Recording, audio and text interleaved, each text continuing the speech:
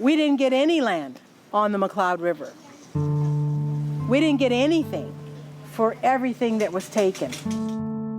The river was really a beautiful thing at that before the Shasta Dam went in, because you had your riffles that were traditionally used for gathering of the salmon. There is a movement in the San Joaquin Valley, and here was the shout of "Steal us a river."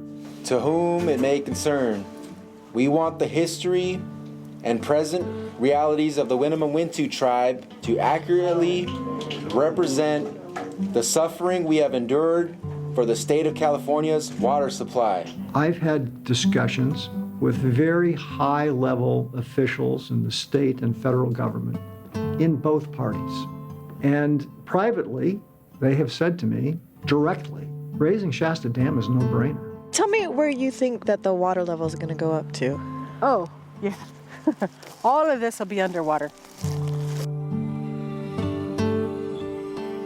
A few years ago, I stumbled onto the story of the Winnemem Wintu, an indigenous people in Northern California. Theirs is an epic tale, and it grabbed hold of me. For several years, I tagged along with them whenever I could.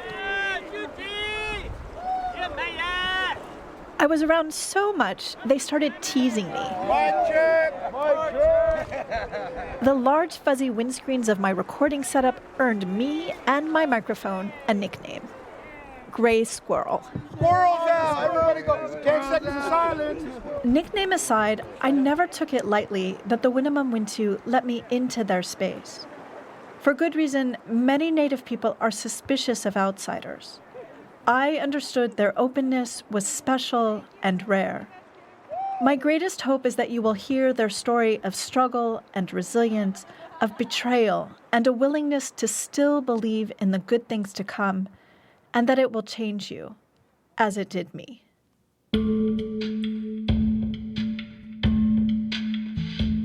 From KALW's The Spiritual Edge, this is A Prayer for Salmon, an audio documentary series about the Winnemem Wintu people and their clash with Northern California's Shasta Dam. I'm Judy Silber.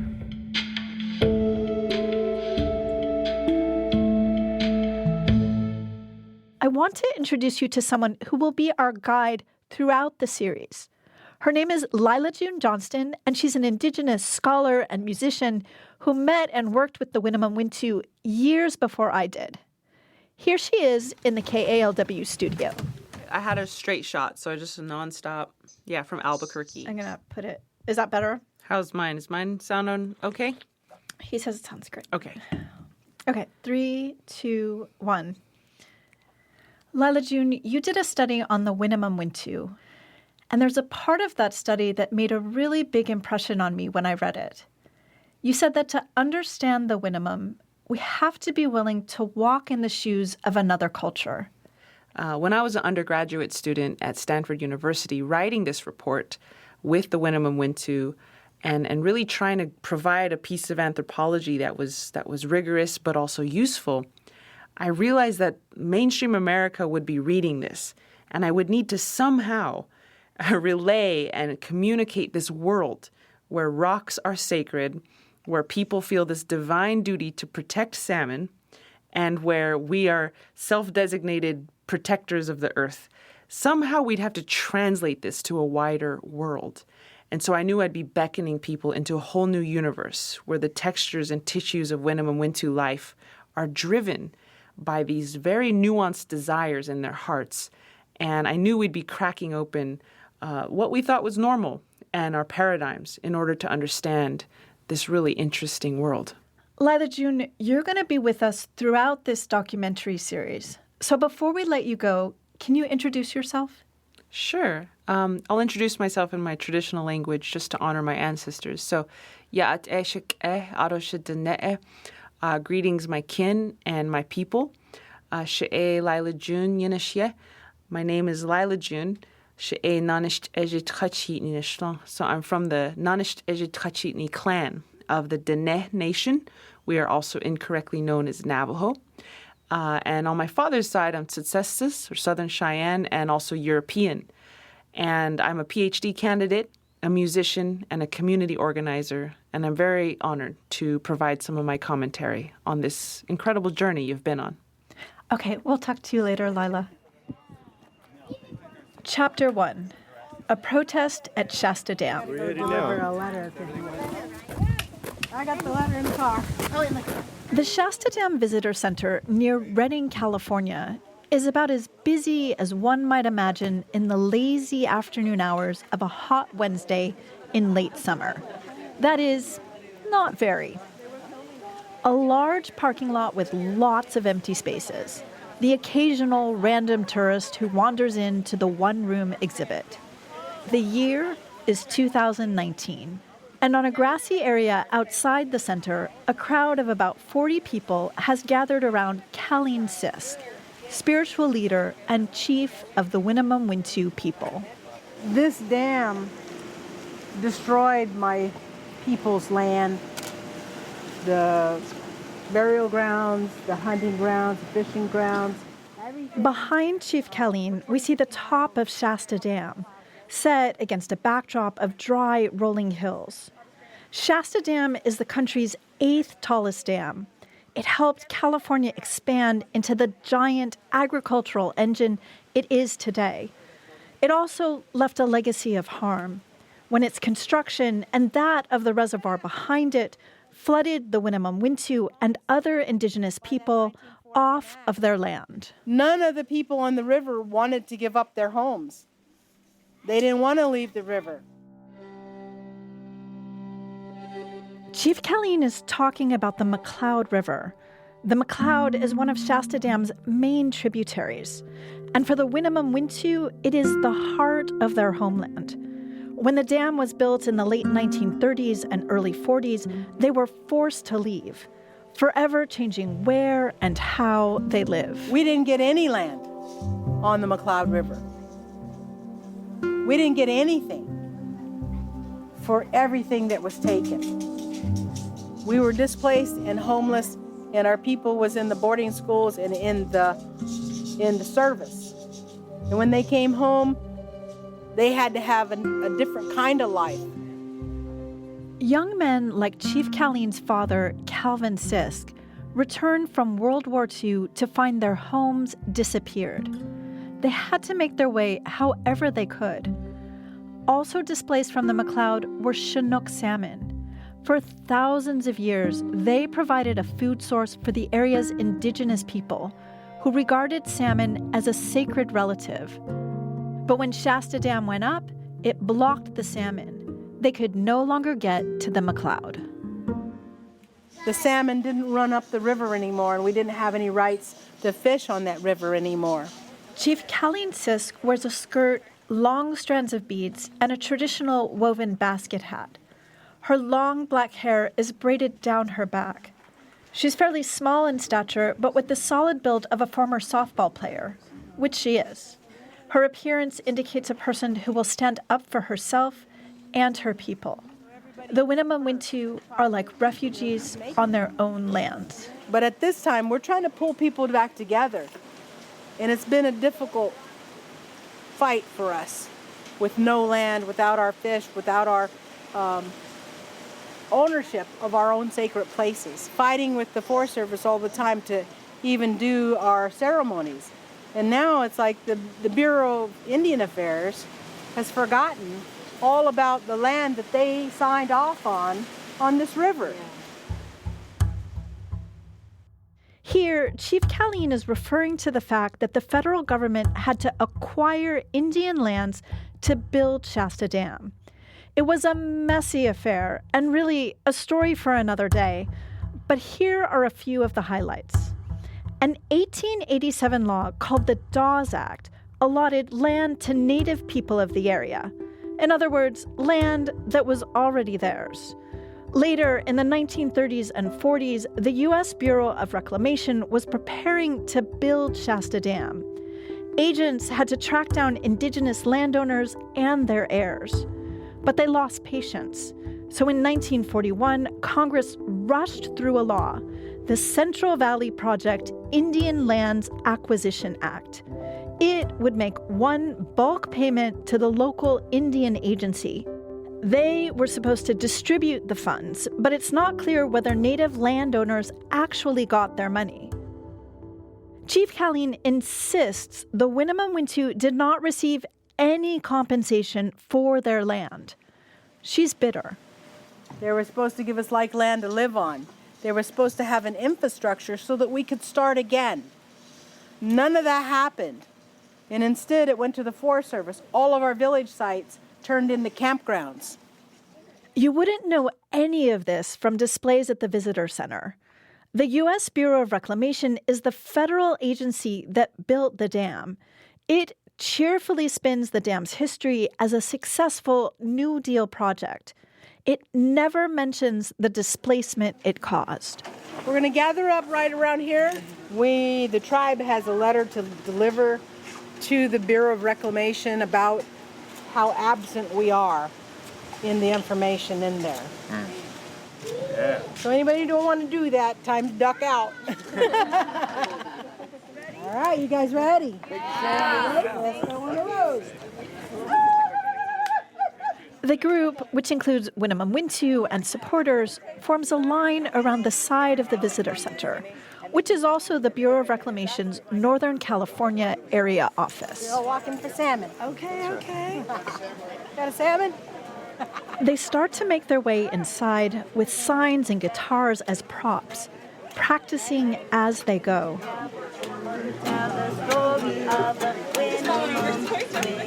They have a lot on their minds. Today's action is part of the Run for Salmon, a 2-week prayer journey to call salmon back to Winnemem Wintu territory above Shasta Dam. The idea of a bigger dam pours salt on wounds that have not healed. So this visitor center protest is about both past and future. It's about attempting to speak truth to power. Once inside, the group fills the small space. The atmosphere quickly turns tense. Michael Preston is the son of Chief Colleen Sis. No Bureau of Reclamation people going to come out? He approaches a woman seated behind a large desk near the door. Let me ask if there's anybody back there that would be willing to come out to speak with us on behalf of the Winnemem Wintu tribe. He waits quietly. The woman stares ahead with a blank look on her face. She says neither yes or no. She just flat out ignores him, as if he's not there. A few members of the group begin to video what's happening. Meanwhile, the gift shop salesperson, the only other employee around, takes out his phone. He points it at the group with a slight smile on his face, as if he's enjoying the spectacle. A uniformed security guard enters through a side door. He says he wants to make sure everyone is calm. We're just relaxed. Are we relaxed? Yeah. I can't tell. All right, I just want to make sure. The security guard is a local guy. The Winnemem Wintu already know him through personal connections. You can sing a song to get more relaxed. What do you want to sing? Like a flash mob, but without the moves, they break into song. Respect the people, tell the truth, tell the story of the Winnemem Wintu.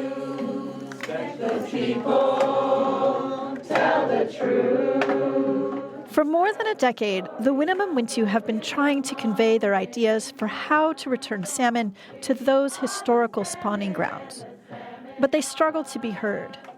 The audience right now consists of the security guard, the front desk woman, the gift shop employee, and the cameras. No one with any influence can hear them.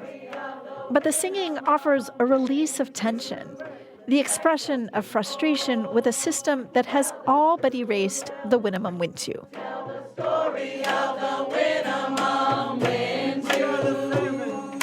We are the salmon and the salmon are us. Build a swimway so the salmon can run. When the song ends, Chief Colleen tries to plead her case again. Addressing the woman at the front desk, she brings up the government's proposal to raise the dam higher, which threatens to flood important sacred sites. We're just asking for the Bureau of Reclamation staff because, we're the tribe from this river, and building it higher is going to impact us. The phone rings. The front desk woman, the one who had been ignoring the group, picks up. River Reclamation, how may we help you? The crowd is incredulous. No.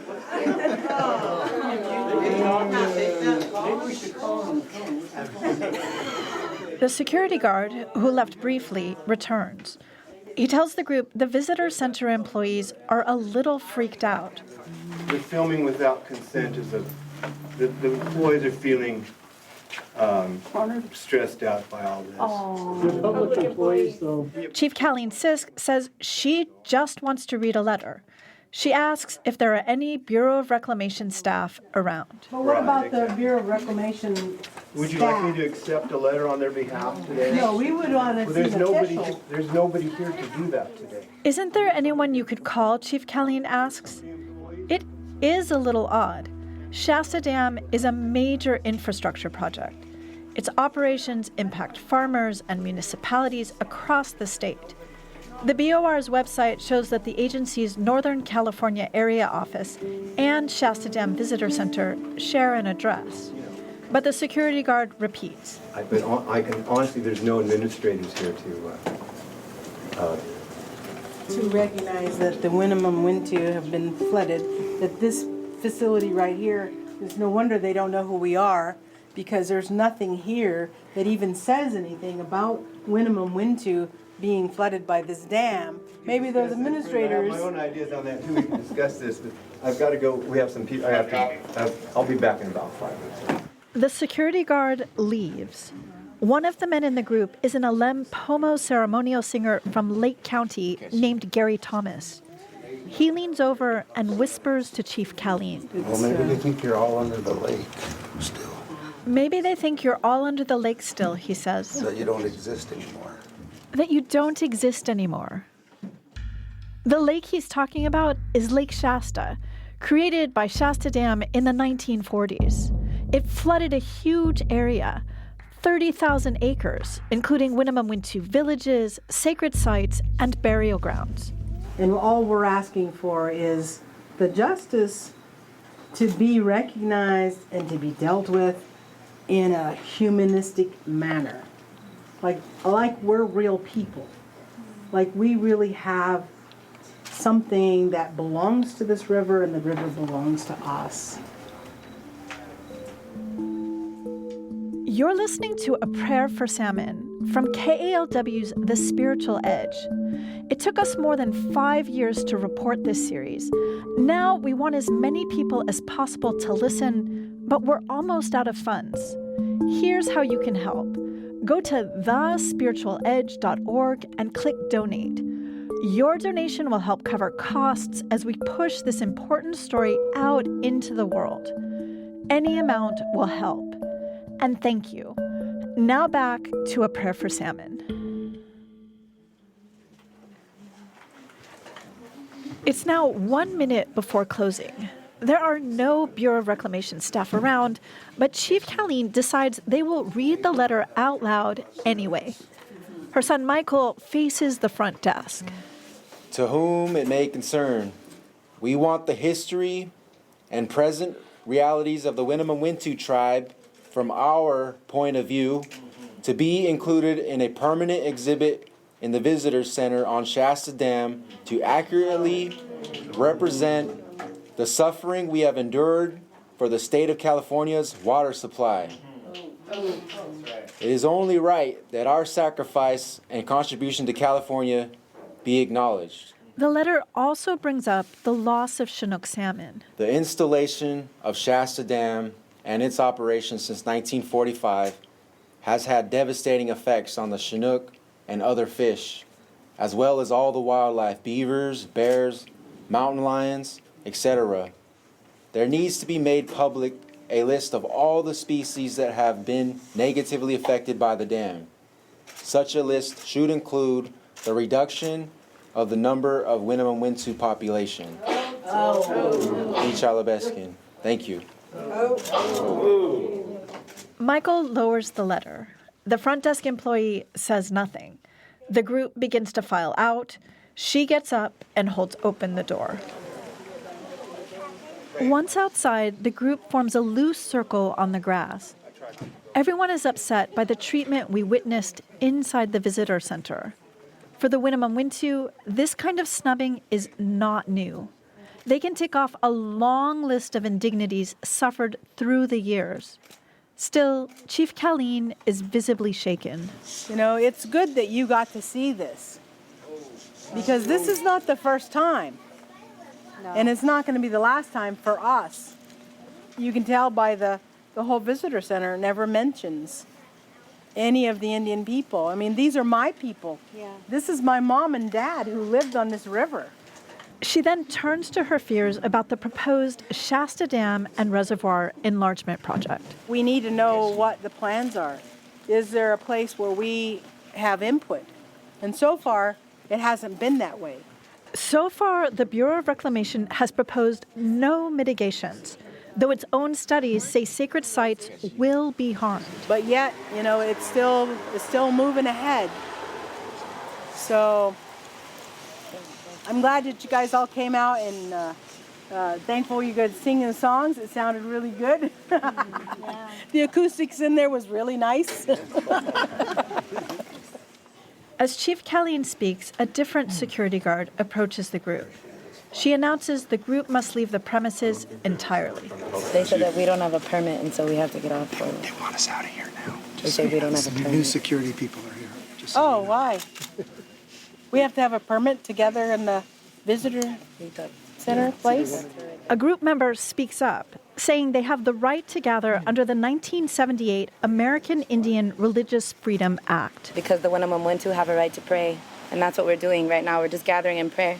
The security guard says when they went inside, the group became a liability. So I'm going to ask nicely now for you to leave the premises. She says if they don't leave, she'll have to call the police.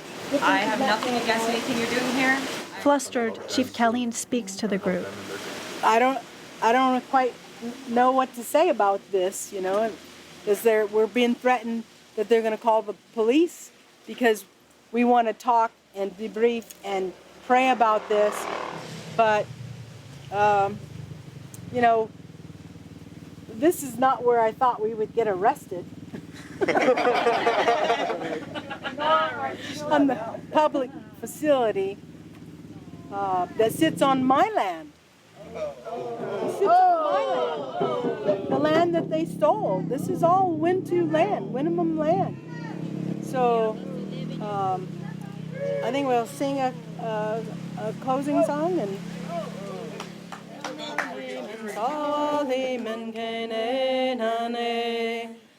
Chief Colleen says this song is calling the old-time salmon, the Lindada Nur, back to Bulyan Puyuk, the mountain the rest of the world knows as Mount Shasta. It's calling for them. That's where that prayer came from, calling them home. And so while the treatment hurts my heart, I don't expect anything more from people who have no heart about what this empire stands for. But we're going to continue on. It's like Bedi Yaluk and, you know, Bedi Yalamina. She calls out two words. They mean never give up. Bedi Yalamina. Bedi Yalamina. Bedi Yalamina. Bedi Yalamina. We're never going to give up.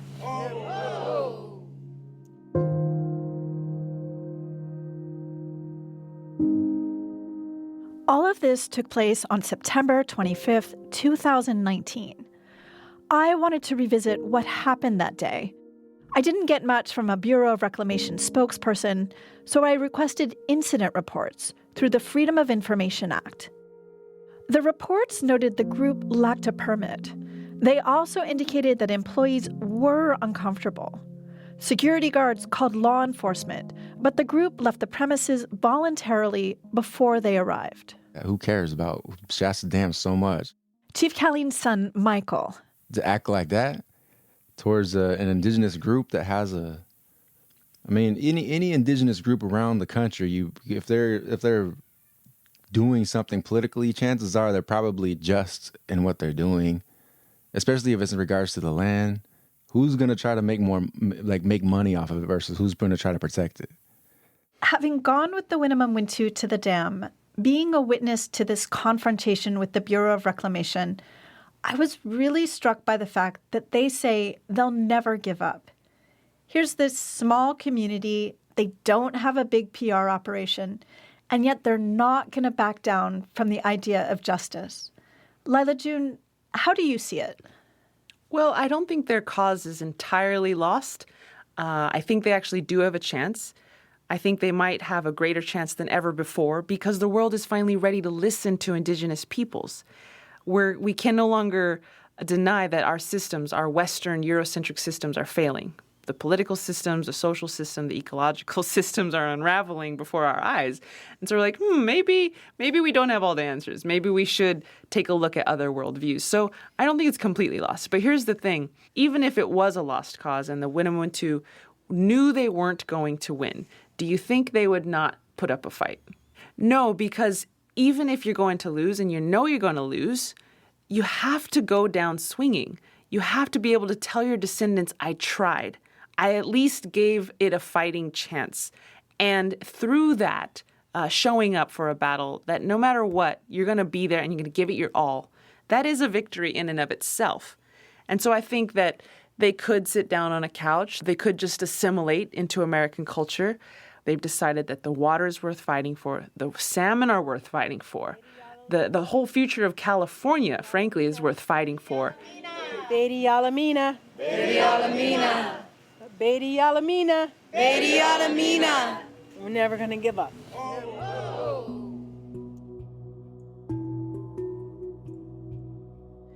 In the next chapter of A Prayer for Salmon, with the Shasta Dam and Reservoir Enlargement Project hanging over their heads, the Winnemem Wintu visit sacred sites that are at risk to prepare for the battle ahead. And the dance ground, what happens to the dance ground? It'd be underwater. The women's healing pool on the little stream, that'll be underwater. Coyote Rock will be underwater. That's on the next episode of A Prayer for Salmon. The music you're listening to is In the River by Ray Zaragoza. A Prayer for Salmon is a project of The Spiritual Edge at KALW Public Radio. This kind of in-depth journalism takes a dedicated team and funding. Help us continue telling these kinds of stories that matter by going to thespiritualedge.org and clicking the donate button. We appreciate it. Support for the series comes from the Templeton Religion Trust, California Humanities, the Calliopeia Foundation, Save Our Spirits, and The Water Desk, an independent journalism initiative of the University of Colorado Boulder. Thank you to the Winnemem Wintu and the Run for Salmon community for welcoming us, our microphones and cameras into their midst. To contribute to the Winnemem Wintu's Land Back Initiative, go to sawalmem.io. That's SAWALMEM.io. I'm so grateful to my incredible team for all of their hard work. Loretta Williams and Jeb Sharp are the editors. Tarek Fuda and Chris Agusa are the sound engineers. Tom Levy is the photographer. Lindsay Myers-Humley is the digital content manager. Adriana Rodriguez and Deborah Kroll were producers for the series. Katie McCutcheon contributed to research. Danya Abdel Hamid is our fact checker. Our advisory committee is Mark Dadigan, Joseph Orozco, Brendan Lindsay, Les Hall, and Michael Preston. Thanks also to Elka Carl for her public relations work, and to Ben Trefny, John Carroll, and Shireen Adele at KALW for their ongoing support. We are so grateful to Lila June Johnston for her insightful commentary. And congratulations, Lila! She recently defended her doctoral dissertation on Indigenous food systems and land management at the University of Alaska Fairbanks. Lila June, we are so proud of you. We have lots of beautiful photos from this series. Go to thespiritualedge.org and check them out. You won't be disappointed. We are mindful that the Spiritual Edge is produced on Ohlone and coastal Miwok land. If you live in the San Francisco East Bay, as I do, consider giving at segoritelandtrust.org. Until next time, I'm Judy Silber. Thanks for listening. In the river is our sisters and our brothers. We are camping out for each other.